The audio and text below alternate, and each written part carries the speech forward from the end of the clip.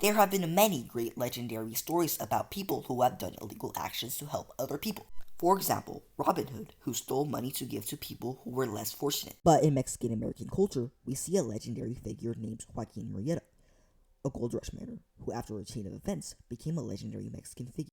Now, we are left to wonder, how did Joaquin Murrieta, Mexican gold rush miner, influence Mexican society? Well, we will take a look at this today.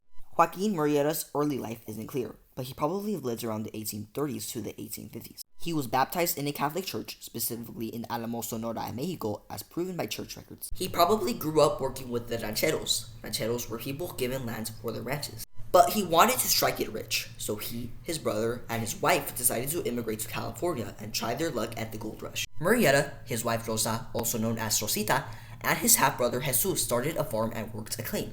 He went to try to encounter as much gold as possible, and he would have been among the first Mexicans to try the gold rush. Rumors have it that miners were earning up to $300 a day, but then one day, a turn of events changed his life forever. It first started with a tax that was passed called the Foreign Miners Tax, which affected Murrieta also.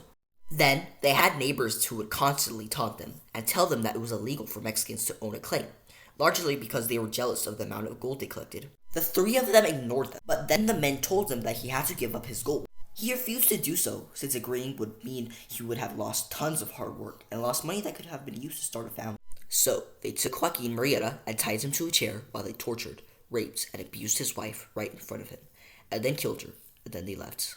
After that, they took away all of the gold he had collected during the gold rush, taking away everything he had worked hard for. So after being robbed, he had to return back to his hometown empty-handed. But he soon realized that his hometown had been drastically changed, since the Americans now ruled over many parts of Mexico. So in order to support himself, he became a card dealer for blackjack and poker. Sadly though, many people made fun of him, while he tried to act like it didn't affect him. But this wasn't the end of Murrieta's struggles. His brother was smart and knew how to work in the business, and because of his wealth, he was able to afford a luxurious horse. But the Americans started to notice him riding the horse, while the Americans were struggling to make ends meet. So out of jealousy, they accused him of horse theft, which back then was a serious crime, punishable by death. So Joaquin Murrieta decided to stand up for his brother and tell the officials that his brother legally bought the horse. But because Murrieta spoke up, he was beaten badly. After this, even though his brother was innocent, they decided to kill him by hanging him. This is where his story flips around. With nothing left to his name and two of the closest people to him dead, he decided to seek revenge,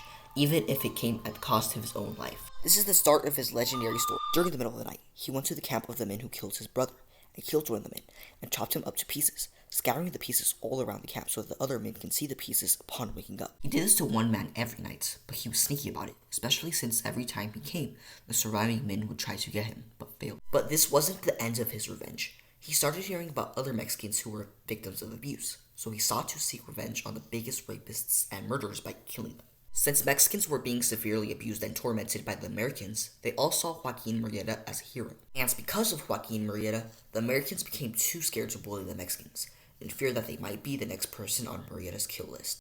After a short period of time, many people started to help him and started to recognize him as their leader, containing similar backstories to Joaquin Murrieta. They then began to adopt the name the Murrietas. Many gang members included Manuel Garcia, also known as Three Finger Jack since he only had 3 fingers, Los Reyes Feliz and his sister, and possibly 4 other men named Joaquin. They started to travel across San Joaquin, the Sacramento Valleys, and the Sierra Nevadas, and similar to the story of Robin Hood, Murrieta and his gang members would steal the gold and treasure from the Americans. They would also target miners, pulling them off their horses with lassos, killing them, and taking their gold. They did this to give back the money to the people who had their gold stolen, thinking that they were simply taking back what was theirs to begin with.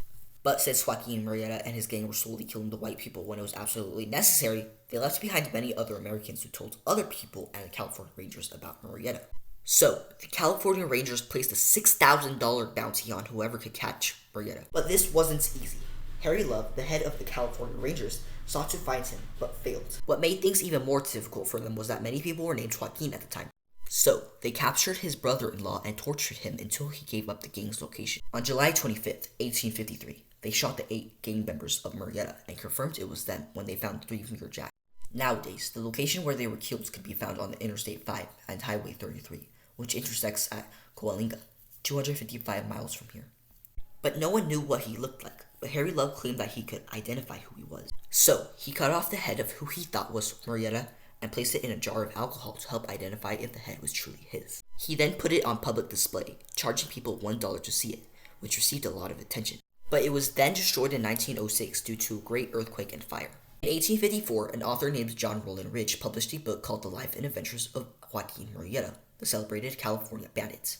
His book documented Joaquin from a Mexican-American standpoint, but it was very important because it offered a backstory of Murrieta. So without the book, his legacy probably would have been about him being a cold-blooded murderer. Even though there have been many other versions of his story, Ridge's version is seen as the authentic one. Many historians argue about whether or not he was truly beheaded. Some claim that Murrieta's sister admitted that the head wasn't even her brother's. Some others claim to have sighted him even. There was even a claim that Harry Love killed an innocent Mexican mustang catcher and bribed people to say it was Murrieta's head. But many other people insist that it was his head and that he was truly killed by Harry. People have mixed opinions about him. Many people think of him as a legendary hero who represents Mexican-American pride, while many others see him as a bandit and an outlaw. For example, during the 70-mile trip for a homage dedicated to Joaquin Murrieta, Victor Valenzuela, who claims to be a descendant of one of the men who fought with Murrieta, said, "He's a hero to the poor, to the people of his ranches, and the first one around here who stood up for our rights." But other people think of him as a ruthless bandit. Rafael Mendoza expressed his thoughts about Joaquin Murrieta in a survey from Anoli High School taken on November 1982, saying, "I see him not in a very good way because of his crimes. It was indeed a bad example to set for all of us. Of course, it was his history, but bad. The matter of whether he was a good or bad person is up for debate. Some people argue that he didn't even exist at all, and that his story was a story comprised of the stories of other Mexicans, while others say that he was a real person. Something to consider is that church records say that he was baptized in the Alamo, Sonora, Mexico, which can probably prove his existence." Many people debate about the story of Joaquin Murrieta. Many people say that a lot of his story was fictionalized, but others insist that his story is accurate. The History Channel says, but debate about the veracity of the Murrieta story persisted from his Banerjee days until well after the beheading. Whether or not his story was real or fictionalized is a matter of opinion and interpretation. Murrieta became an inspiration to many people in one way or another. Author John McCulley wrote a story inspired by the life of Murrieta called The Curse of Capistrano. His story also inspired the story of Zorro. The story of Zorro ultimately gave hope and someone to relate to for the people of the Great Depression. The legend of Zorro then inspired the comic story of Batman.